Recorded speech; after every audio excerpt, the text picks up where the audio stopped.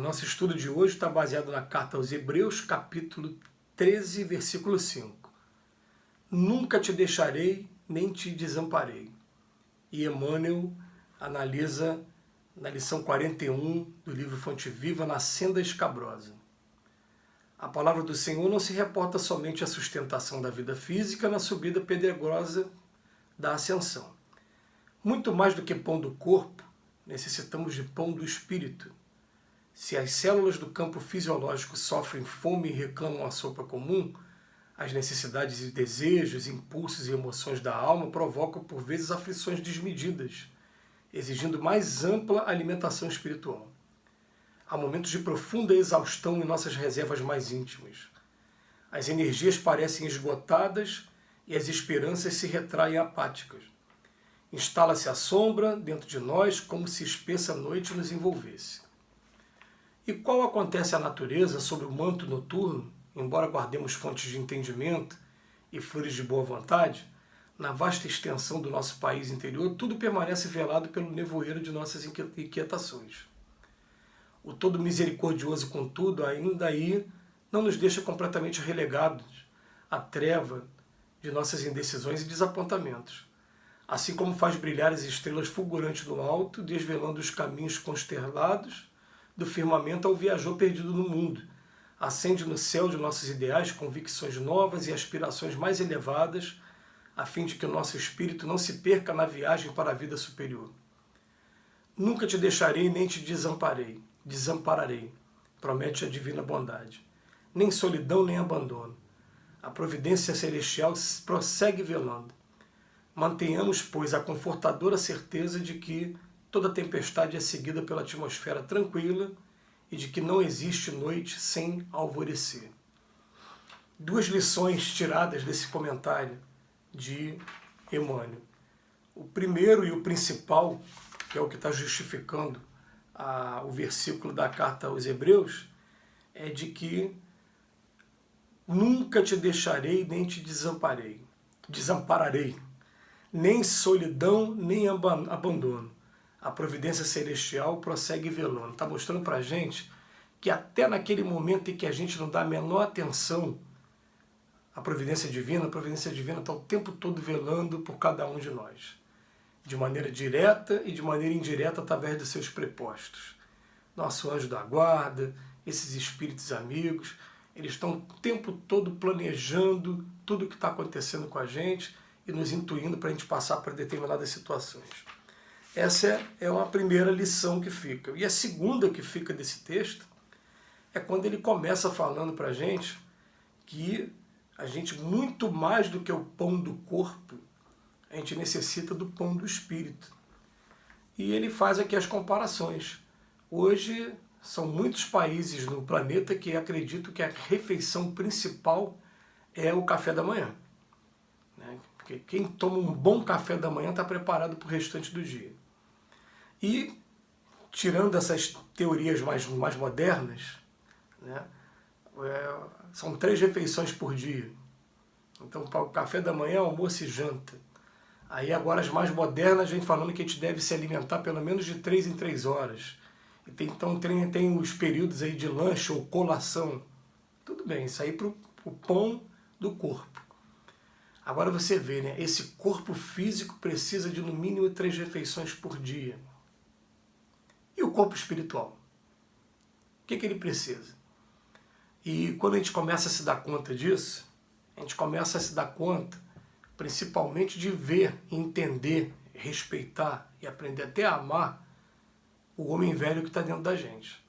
Esse homem velho, se não tiver ajuda nenhuma de preceitos do Evangelho, ele ainda comete alguns desvarios, e até mesmo com os preceitos do Evangelho, o homem velho ainda está enraigado nos seus atavismos, tudo que vem passado de geração para geração, e dessas dificuldades que a gente carrega dentro da gente.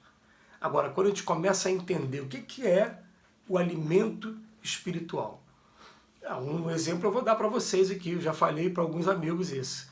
Por necessidade minha, eu comecei a gravar esses vídeos, porque esses vídeos estão me fazendo ser obrigado a pelo menos estudar 10 minutos por dia de Emmanuel.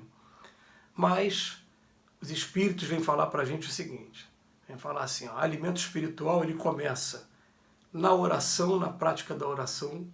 Então pedem para a gente, ó, vamos pelo menos disciplinar o costume de fazer a oração quando a gente acorda e quando a gente dorme. Botou a cabeça no travesseiro, faz a oração, de preferência, quando a gente acorda, agradecendo os momentos que a gente teve de sono e rogando, pedindo a Deus tranquilidade, calma para enfrentar as dificuldades do dia que vem pela frente.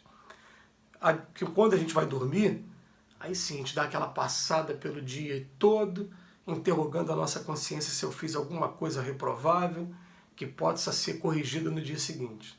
A gente começa a fazer, no primeiro lugar, a oração. Segunda, leitura edificante todos os dias.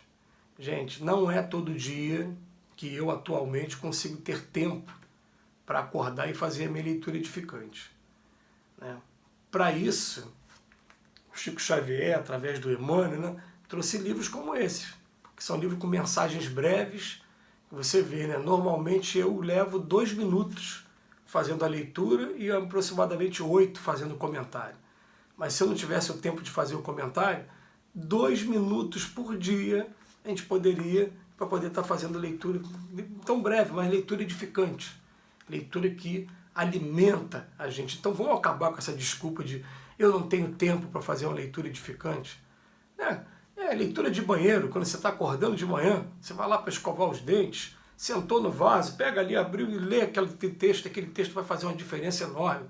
Eu sei que a gente está com pressa, está querendo tomar banho para poder botar a roupa e ir logo para o trabalho, tem o horário da condução, a gente queria dormir até um pouquinho mais, mas acontece que essa leitura edificante, assim como o café da manhã, ela faz uma diferença enorme, principalmente quando a gente tiver bases para comparar, a gente encarar os reveses do dia.